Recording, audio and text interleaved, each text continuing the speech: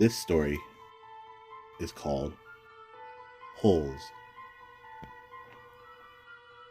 When I was about 12 years old, I lived with my grandparents in South Carolina. They had this big house that used to be a stop on the Underground Railroad, and I used to love discovering all the cool passageways that ran all over the place. When I wasn't doing that, my grandfather took me fishing and hunting while my grandmother would teach me to sew and cook. Kind of a mix of gender activities, but for a tomboy, it was fine. It paid off in the long run. I just wish my grandparents would call me by my nickname instead of what my parents gave me. Emerald is a gemstone, not a little girl's name. In my opinion, Emmy is much better. My folks are military, so rather than drag me around and traumatize me with multiple moves, they had me stay at my grandparents' mom's side. When they died, I was sent to Dad's side of grandparents. It was a car accident. They were coming to pick me up from a friend's. We'd been friends since I was only 5. She's motherless, but her father is quite weird. I think after her mom was gone, he's become more protective. The only thing is, he doesn't seem to care at all that much for his daughter as he does me. Is he suspicious of me? Doesn't matter now. I'm no longer near there anymore. My room sat at essentially the middle of the house. It was surrounded on all sides by thick walls, which were used to house passageways that had been sealed off. I hung up pictures and cool things befitting of an 8-year-old girl's room. I loved the house, but it started to feel a little off after a while. I noticed that my things kept disappearing. Nothing incredibly valuable, just trivial things, like my toothbrushes and combs. I wished it, but they never reappeared in some random place. I would never see them again. My grandparents spent a fortune on my various grooming products. It was just my stuff, though, which left my family in confusion. They used to joke that a ghost might have been taking a liking to me. When they suggested that, instantly hoped it was a cute teen boy ghost. They were kidding, of course, but I started to get really freaked out over this notion. I started paying attention to very minor noises and details, and whenever something odd did present itself, it would creep me out to the extreme. I remember drying a favorite shirt of mine, only to come back 5 minutes later to find the dryer door open and my shirt gone. My things would be moved. Pictures of me that were on the walls would go missing. Most importantly, these little holes started appearing in the walls around the house. They first showed up in my room, then they just popped up all over the house. The kitchen, the bathrooms, the living room, everywhere except the master bedroom where my grandparents slept. This really creeped me out. So one night I decided I was going to sleep in their room. I slept in a pretty comfy sleeping bag on the floor. For the first time in a while, I felt pretty safe. 2 a.m. rolls around and I wake up to this weird tapping sound. It's almost as if someone was hammering something a little ways off. It was the middle of the country and people are often awake doing random things at all hours, so I started to write it off. The moment I started to shrug it off, I happened to look at the far wall directly facing me, just in time to see a jagged piece of wall fall out, leaving another tiny hole. I yelled and woke up my grandparents. They were genuinely upset for me, so we packed up a few things and left for a weekend.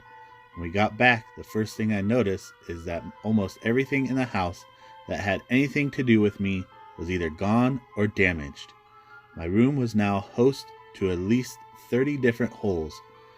There was no great relief, no angry outbursts, there were no ghostly laughter, just silence, and me feeling scared and a little silly. I decided to be brave and stay in my room that night. I woke up around 12 a.m. to a thump, the kind I usually attribute to my family moving around knocking into a wall. I started drifting back off only to hear another thump, then another. Eventually, these grew pretty rhythmic. I was scared out of my mind. After all, I slept with only underwear on in the summer. We didn't have air conditioning. I bolted upright, pulling my covers tightly to my chest, and scanned around my room. It seemed I had kicked the covers off the bed as I slept. I grabbed my flashlight that I had grown accustomed to keeping on my nightstand and started shining it everywhere. The floor, the walls, the holes. The thumping stopped, but I kept looking around frantically.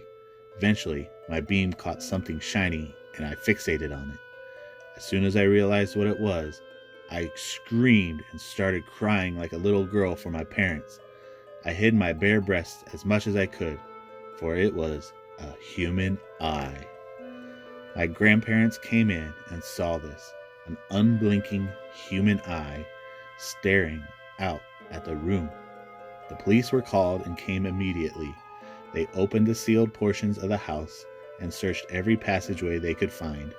Eventually, they came to the section beyond my far wall where the eye was located. The police came upon this tiny room, only big enough to hold one person comfortably, if only barely. They were first greeted by what they described as a thick layer of garbage waste. Most of this garbage was my things that had gone missing. My combs, toothbrushes, socks, shoes, my washcloths, my favorite shirt. At the wall, surrounded by pictures of me, was a man. Some of the pictures were not recognized by anyone but me. They were not actually pictures taken and hung on the wall, but pictures on my phone that had went missing, along with videos of me undressing. He was completely naked. The only thing keeping him upright, face against the wall, looking through a hole, was a belt. My belt. Around his neck, looped over a nearby low rafter. The cause of death was autoerotic asphyxiation. He had died staring at me, pleasuring himself, surrounded by his sick fascination with me. I don't think there's any getting over it. I can't stand the dark now, and now, when I go to sleep, all I can think about are holes. This story is called Bethany. I did my best to grow up. I paid my bills on time, never missed appointments, and always worked hard in the office. But there was still this little girl dwelling within me. Even in my late 20s, she was there, playing with dolls and calling out, "Look at me, look at me." This all changed when I met my husband, Henry, who could bring the inner child out of anyone. Henry was a soft-spoken man with a love for crafting dolls. It seemed like a strange hobby in the beginning, but his toys grew on me over time. On the night of our anniversary, he took me down into the cellar where he worked and showed me his latest invention. It was another doll, but this one was different from all the others. This doll looked exactly like me, a petite girl with mousy eyes and brown hair. We even shared the same name, Bethany. That's what Henry called her, and with that, she was perfect replica of me. "Thank you, Henry," I said, wrapping my arms around him. "She's beautiful. I'm flattered." It wasn't long before Bethany became popular around town. Henry would light up each time a little girl received her new doll, and soon enough he was devoting all his time to work. The more dolls we sold, the more I cherished her. I even sneaked into the cellar simply to comb Bethany's plastic hair and admire her perfect face. The both of us were so very happy, that is, until I found Lacey. Lacey was the newest, prettiest doll Henry had made, yet a quaint girl with golden hair and blue ribbons. There was a sundress clinging to her womanly frame, tucking in at the waist and following around each knee in waves. "Who's this?" I demanded, showing Henry the doll like it were another woman's filthy underwear. "I was planning to show you her tonight," Henry explained, his eyes wide with confusion. "Since Bethany was such a success, I thought we could make another. I named this one Lacey." "Well, I don't like her," I snapped, throwing it on the table. "Get rid of it." As I stalked out the room, Henry gently picked up the doll and straightened her head. The way he handled her so delicately made me nauseous. After our fight, I slipped off into the bedroom and laid down for a while. cradling Bethany against my chest like an infant. Henry left that night. When I returned to the kitchen, all that remained was Lacey. I could hear the rumble of his car starting up and peered out the window. I only managed to watch him pull out of the driveway before yanking Lacey off the table and running to my car. I followed him like an asteroid hurtling through space. The doll slid around the passenger seat as I turned corners and hit speed bumps. Henry parked outside of a little white house. The porch light was on as he ambled up to the front door. Hiding in the darkness of my car, I watched a quaint girl with golden hair step out and embrace my husband.